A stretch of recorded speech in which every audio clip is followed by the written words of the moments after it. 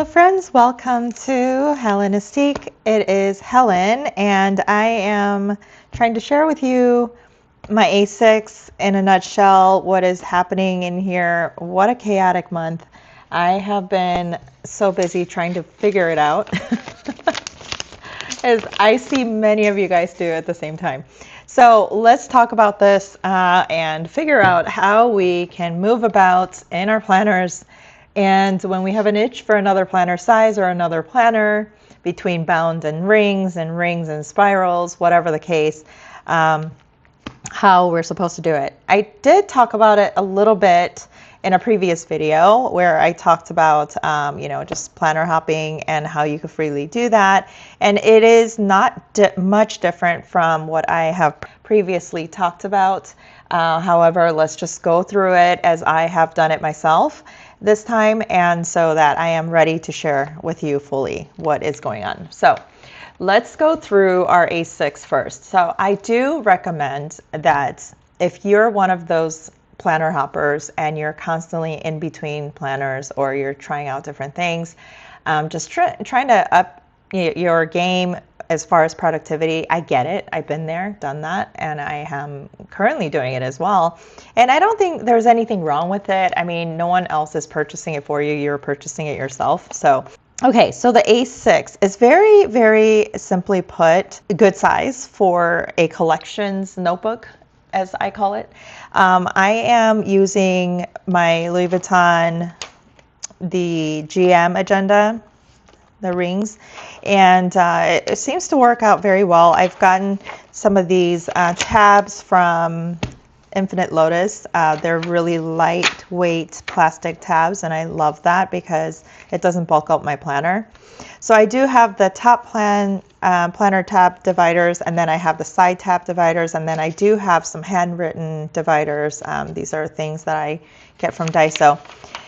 So I have the yearly calendar, and then I've got the new academic calendar that's in my shop, and it just is simple as putting together an inbox on the first page, and then you've got the calendar for the month, and then you've got the habit tracker on the back. So I did label it June and, obviously July, and then because I felt like I needed that, because sometimes I get mixed up between the next month and then the previous month. So I just wanted to clarify that. So that is going to be up in the shop very shortly for the size A5. So June calendar looks like this. I just got a basic plan of what is going on, and I want to record everything that has already happened as well as future plans. If it didn't happen for some reason, it got canceled or something, I would just exit out, and that would be that. I figure that whatever planner hop or journal hop I do in the future, this will hold down everything for us, and so that way I don't miss, figure out which planner I put what, schedule, because sometimes we do that. So that's what's in the front. So I've got the whole academic year up to, let's see, I believe June of 2026. And then I've got some extra, I have some extra inbox section, which I don't think I'll be using too much just because I have the inbox in front of each month. And I think that's enough. And so I will be using it to kind of jot down just like a brain dump of ideas and such in the beginning of the month. And then as I go throughout the month, I will be jotting them down in here. I would have an inbox, so I would jot it down there as we go throughout the week. I won't come back to this and jot it down here again and replicate what I have in the ongoing week. So I have that. Then I have my cleaning schedule for family chores schedule. And then I have all my collections in here. So this is my home collection. So this is where the cleaning, pest control, lawn, gardener, pool, and carpet people came. And I have it recorded with prices, how much I paid them, and Then I have the YouTube tracker, how much I got paid, and then what YouTube ideas I have for the month. And then as I do it, I will exit off or cross it off or highlight it. So it's all in here so that I don't have to worry about a YouTube tracker in my whatever planner I am using in the current time. And then the cycle tracker, I have it all in here. So I will not be tracking my cycle like somewhere else. I will be tracking it all in here. Like I said, this is an absolute collections notebook. So I am not using this as my productivity scheduler, but it's more of just having all my collections in one spot. So my self-care, when I did what, when boys got a haircut, you know, that kind of thing goes here. I have, this is like my husband's schedule and also his invoicing works. And then I have the yearly tracker. I have all the eye exams and such. I'm kind of confused between the yearly tracker and the health tracker, but then I decided I am going to add a health tracker in here. So you'll see that in a second. But in a nutshell, I've got the pet grooming, when it was done, and all, you know, when my daughter's strings were repaired or replaced. Then I have the car registrations and stuff, maintenance started here, health log with dental exams and how much it was, that kind of thing, like what was covered by insurance, what was out of pocket. And then health spending log. This is where I'm going to be putting all my health savings account log in here. So I just have to go into my HSA account and just jot it down up to date so that I am current. And I do have another page of that. Stationery log, I am going to be taking an inventory of all of my stationery and what's going on. And I'll be logging those in, deciding what to keep, sell, give, or toss, and then the valuation of it. And then if I did sell it, how much did I receive? And then I have some kiddos schedules in here. So I will not be making little kiddos schedules, school schedules, and their activity schedules in here anymore, I don't think. Just because if I do decide to planner hop, I want to freely hop without thinking about, oh my gosh, all those collections I have to bring to the new planner. I just want to use my new planner, whatever planner, for productivity only, which means I just need the monthly, weekly, and daily plans, and then some maybe note pages. My daughter drew this on me, so. Then I have subscriptions, subscriptions I have between need and want, so that if I ever need to cut down, I typically go quarterly and look at all our subscriptions, go, what are some wants that I can cut down? These are my credit card and bill tracker. I have the house maintenance once again. I'm not sure if I will keep up with this, but it is kind of interesting to see how much we spent on the house in terms of maintenance. Then I do have some budgeting pages in here, so we'll skip that section. But certainly I can show you the new month. This one, I am undecided what I'm going to do with this. I still want to test it out just a little bit longer before I do release this into the shop, the undated version. This is the savings challenge. Then we've got the savings log. We got the investment log. I do have my information in there, so I don't want to share it. The budget overview, what was the budget, and then this is like for the whole month, and then income log, all the different incomes that came through. If you have multiple sources of income, and then also variable and fixed spending, and just jotting down, it's undated, so you're going to have to date it, but every week, how much was spent on fixed spending, which are mostly bills and subscriptions, versus the variable spending where you can control. This is like the food, beauty products that you buy, kids spending, shopping, all of that kind of stuff is variable spending. So I do like to track it like that. And then spending and order tracker. This, I did change it. I don't know why it's still called this, but this is actually a fixed expense tracker. So I am tracking my fixed expenses here versus the variable spending, which I do track on a weekly basis in my bundle, the productivity bundle in here. So it's here. And then I have the cash breakdowns. If you're doing cash envelopes like me, cash breakdowns of all the sinking funds and also your variable spendings. Lately, however, I have been using my credit cards. I still do track it. I track it in here in the weeklies. So let me just share with you what it looks like. It does look like this. This is all my variable spending. Then it goes to the project section, and it is this month's undated project planner. I would have a given, 10 different projects. It could be between work and home. I just have to kind of brainstorm what projects I want to focus on in that month. And then I write down who's in the team for the project. It could be home, it could be my kids, it could be my husband, it could be my employee. I have an Eisenhower decision matrix, and this is kind of the way I look at it. Do it, schedule it, delegate it, or delete it. And then it goes into the actual project itself and just kind of planning out what is the objective, what is the main objective of this project. And sometimes as I write out the objective of the project of the month, I scratch out I decide to cancel the whole project in that given month, just because the objective doesn't meet my goals for this quarter, or, so on and so forth. So I have the project section in here. I have my goals in here, and this just carries our business numbers. So when I have meetings, we're looking at these numbers to come up with ideas for the following month or any kind of new goals for the company. And then I have a bunch of notes section here. I need to clean this out. This is a bunch of different design layouts that I have ideas for, and I just never released them because I'm not sure if I love it. So it's just in here, additional paper and such. And that's pretty much it, you guys. That is the collections binder. This is what the collections binder looks like. Because this is a big planner, it's kind of cool because I get to squeeze in all these business paperwork and different projects that we're working on, things like that. Now let's go into the actual planner.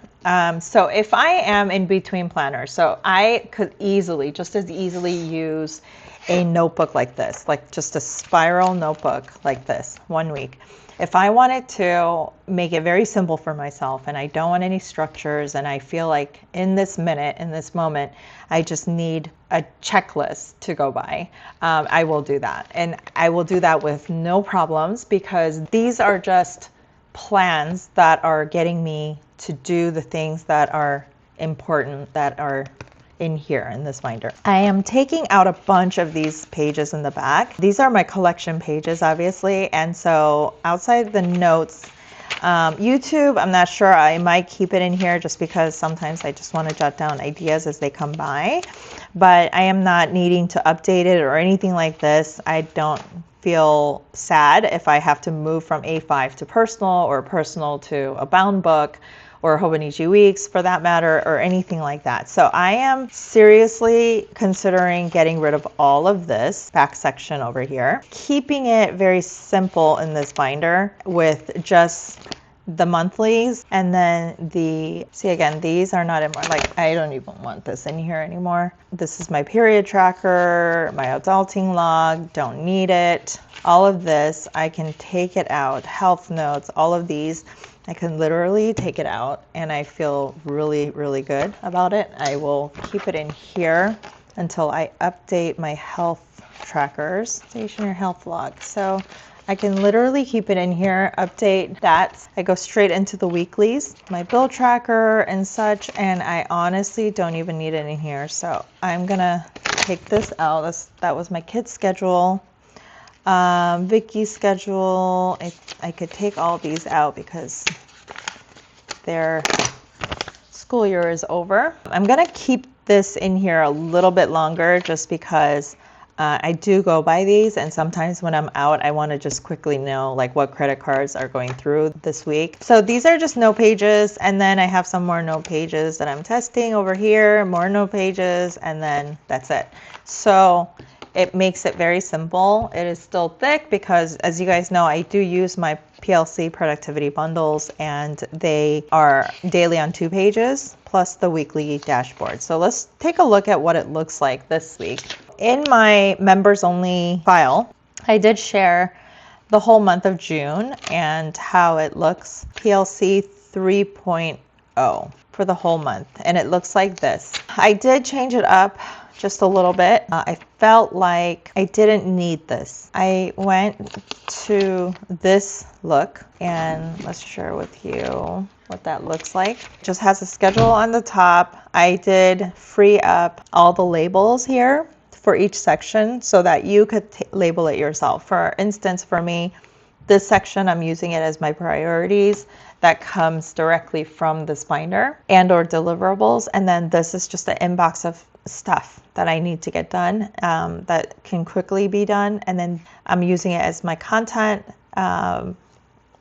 planning.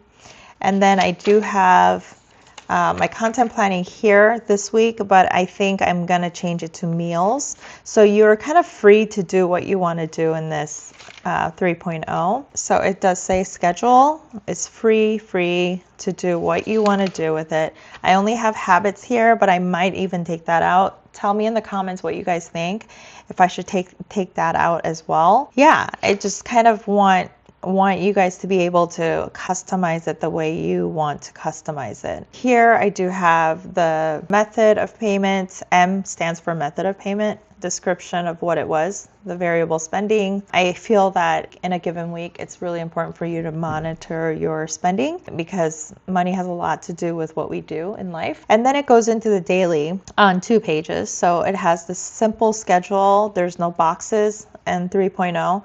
Just a simple schedule hourly. For me, I'm just writing down the actual things that are happening, like things that are committed, meetings or appointments, my kiddos, where I have to leave the home, my desk to go and physically go pick up somebody or drop off someone. That goes in here. And then the priorities and tasks. So I am using this section right here to pick up those priorities and then tasks, the inbox. And then I have some note page. And this has been really playing its part. Sometimes I am just journaling my thoughts.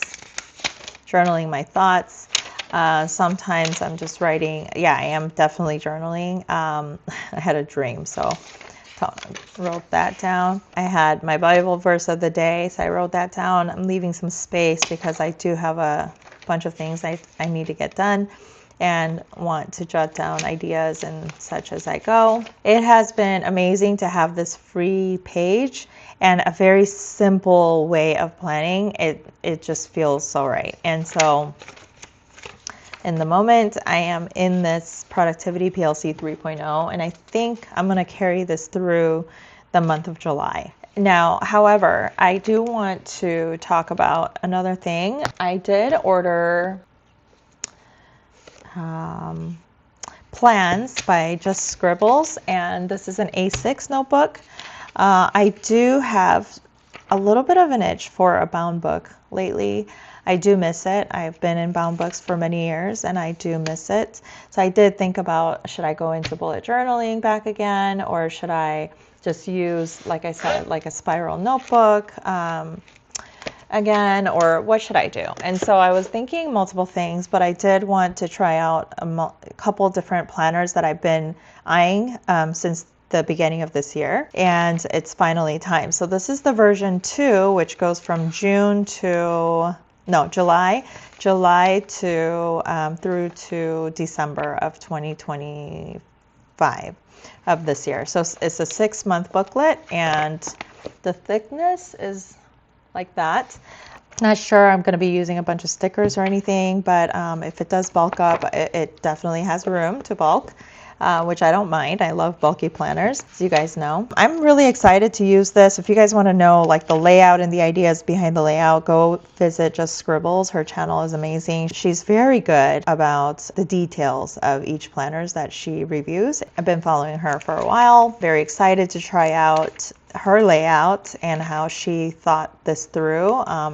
You could tell she really thought things through with the way she has designed these layouts. So it does go from like month to month, so which kind of works very well with my system. I do enjoy having all my monthly calendars up in the front just because I want to flip to, because a lot of the times my husband and I are syncing schedules and I am sitting there literally like flipping back and forth. Since this has the each month calendar right in front of each month's weeklies and dailies, I do have to do quite a bit of this, and then like the next month I would have to like flip. So there's like in between, right? But that's not a huge problem, just because you could use tabs to divide up each month. So I think that'll be okay. So I do have like some birthdays and holidays written down already, trying to figure out the layouts and how I want to use it. So I wrote down some habits that I've been keeping up with in here right now. And then some priorities focus, that kind of thing. And then like, what would it look like if I planned out in here on a daily page? So she does have daily on one page. I'm not sure if I can handle daily on one page, but who knows, right? Who knows? I do have a notebook separate from all my planners. You guys know I always have an idea book. It's a junk journal slash, well, I don't know if you could call this a junk journal, but I do have a notebook that I do use when I'm working and I have notes to write. It's just that when I am in here on 2 pages, I typically don't reach for that spiral notebook, the idea book, just because I don't really need the additional space. I could usually get away with this page. But I think when I use this one, this planner, the daily on one page, I'll definitely be reaching for the spiral. So I am excited to try this out. I will definitely share with you guys a flip or 2 of this as we go. But I do have one more planner coming through right now. I did order the Sterling Inc.'s academic planner for 2025 to 2026 in the size A5. So between the A6 and the A5, I have some thinking to do. But like I said, even if I do planner hop, these planners are only going to be used for productivity. So if I skip 1 month and I decide to go into Sterling Inc. or go back to my A6, it really does not matter because all my collections are stored in one binder, and this is what will be updated month to month, week to week. And so I am not concerned about planner hopping at this point at all. I want to try as many planners as I want to, and I desire to, freely without having to worry about, oh my gosh, all these collections I have to move and all the baggage, memory keep and stuff like that. Because as you've seen the calendar and the other binder, the A5, it's all in there. So this is literally just to get me from point A to B, and that's all it is. If I do love some of the pages in here or the Sterling Inc. and I want to keep this at the end of the year, which most likely will happen. I love keeping planners anyway, then I will do that.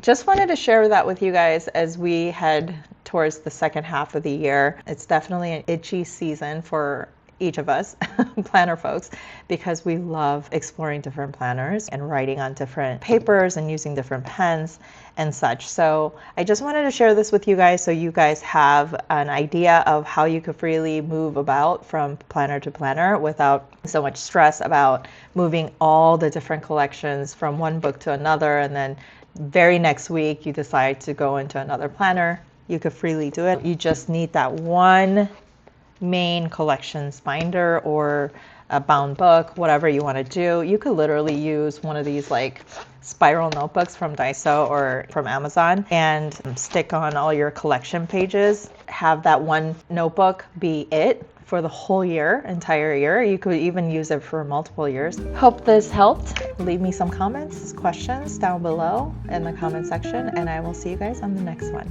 Bye.